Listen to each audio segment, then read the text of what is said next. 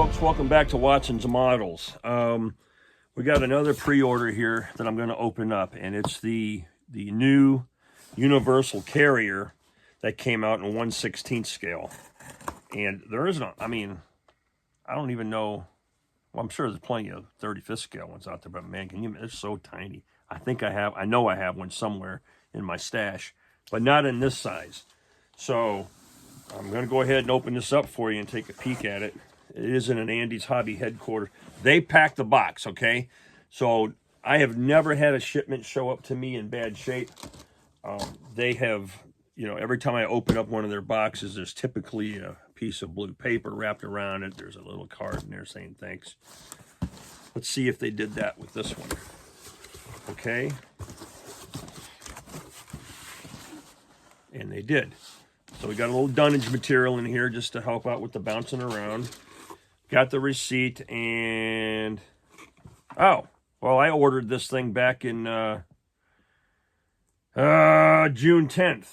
And this is the Universal Carrier, okay, Mark II, and the Mark II Ford V8 engine, which was separate. It's not part of the kit, and so I really wanted to have the engine to go with it. So we do have the blue paper covering things up, which I appreciate. We do have a little thank you note from Andy's Hobby headquarters. And what is this? Greetings from Andy's Hobby headquarters in sunny Arizona. Is that a sticker? I don't know. That's kind of cool. Arizona airspace makes my sinuses go nuts. Okay. Let's take a peek at this and see what we got going on. Now, this is a Gecko Models kit. Here's the Universal Carrier Mark I and II Ford V8 engine. All right. Now, you're going to build something like this, you got to have the motor. You got to have the details. 1, 2, 3, 4. Looks like 4 sprue sets and a photo etch set that goes with that. And that's cool, man. All right, let's set that one right here. The Universal Carrier, that's a pretty good sized box.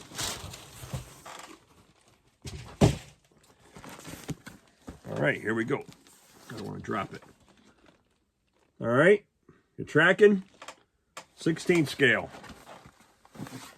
Here's a little box artwork there. And you can see, I don't have fancy microphones and monitors and, you know, three-way cameras and all that business. I'm just a Joe using his phone. All right, let's do a little quick scan right there. Yeah, we're going to open this box up because this is cool. I actually have a friend who owned one of these things, and it's part of his museum collection. This is how the box comes, by the way. So it looks pretty stout.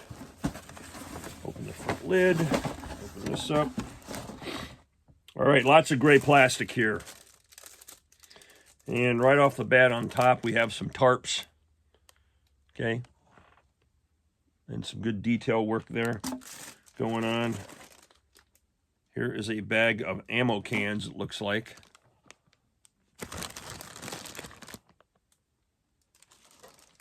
Now it's interesting, all these sprues are in Ziploc bags. Mama's going to be mad when she finds out you took her sandwich bags. Here's some more pieces, parts. All right, and this top piece is part of the radio system. You can see that in there. But lots of slide molding on there. I love slide molding. Okay, what do we got here? Little bracketries, little things. We'll just call them things. Hinges. All right. They're like extra details. All right. It's interesting how they pack their stuff. Weapons mount, okay? And this is cool. So you got the shovel in there. Okay, we got weapons mount here. I love the fire extinguishers. Yep. Those are nice. Those are Pyrene fire extinguishers. They're kind of a brass deal that you pump it, and it's a chemical. Ooh, nice. You get 2 sprues of, you got a couple of Enfields and their machine guns, a Thompson. Check it out, man. There's a lot of weapons there. A lot of crew-served weapons. I love me some weapons. All right, I don't know what this is. Looks like there's more like toolboxes and lids and things like that for the carrier. This is spooky. This is real spooky. This is part of the track system. And, you know, it looks like these are your tracks, and then you've got these pins that are probably going to go on the outside. And geez, that's probably going to be the majority of the build right there. That's a lot. That's a kit by itself. You may as well plan on a few hours. Okay, this is something I thought was really cool. Now, this is some of the suspension parts, road wheels and everything. But check out these slide molded coil springs that are actually hollowed out and somewhat functional. Now, when Andy did his review on this, they actually had a little tension and play to them. So I've never seen a part molded like that before in plastics. That's really cool. So that's going to be an interesting interesting build there. There's 4 of those sprues in there, okay? Here's another kind of a closer look. All right. Some more suspension parts. I don't know what this other thing is. Looks like some hinges and lids and maybe some seat cushions or something, but you know, control arms or whatever. Oh, anybody got any sinus medication?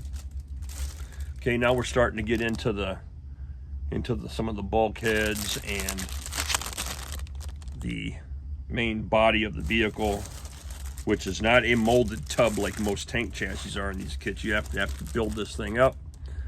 So I'm pretty sure you're going to need to be careful when you do this. But look at this, a lot of good details in there. All right, and I'm not seeing any ejector pin marks or anything. I do on this side, but this side's pretty much not going to be visible. So, and that's on this bottom, this piece right here. And I'm assuming this is the inside portion of the bottom of the tub. Running out of space to lay these parts down. Okay, more probably fender related stuff and sidewalls. Blackout light, battery. There's battery right there. Nice. Looks like something you would see on the Willis. Fenders, seat cushions.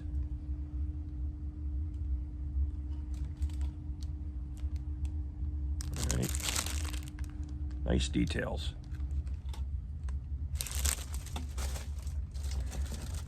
More of the hull. Looks like we got some differentials in here.